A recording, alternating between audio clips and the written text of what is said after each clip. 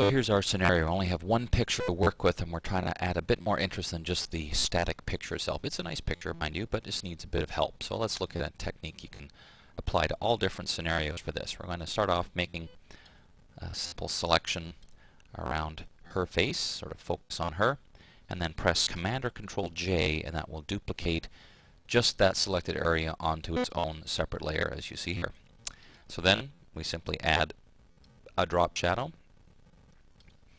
and you can't see the gigantic layer style dialog box open.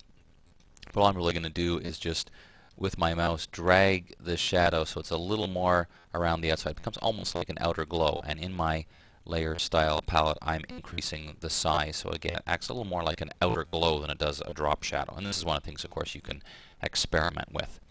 Then we go back to the background layer, and we're going to make a selection around his face.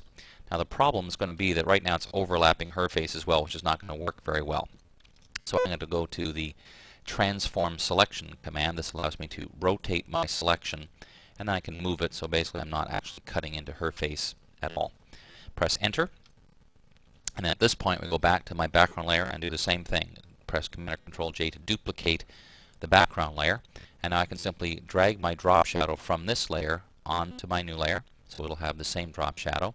Now for this effect to look good, I think what we want to do is put the man layer on top just so we don't have that kind of overlap thing happening. And we could leave it like that, but we're going to do one other thing. Go to our background layer and simply pop up a hue saturation adjustment layer and lower the saturation down.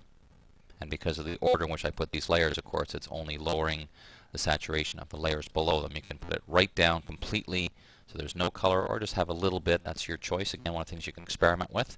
Click OK, and then we simply have to add a little bit of text, and we get a pretty interesting way to take a picture and really focus attention on something just by using a couple of layers, some layer effects, and a hue saturation adjustment layer. Try it out for yourself, experiment. I think you'll like this effect. Hey, it's Dave Cross, enjoying my summer here in Florida. Hope you enjoy your summer and keep enjoying these Photoshop tips. See you next time.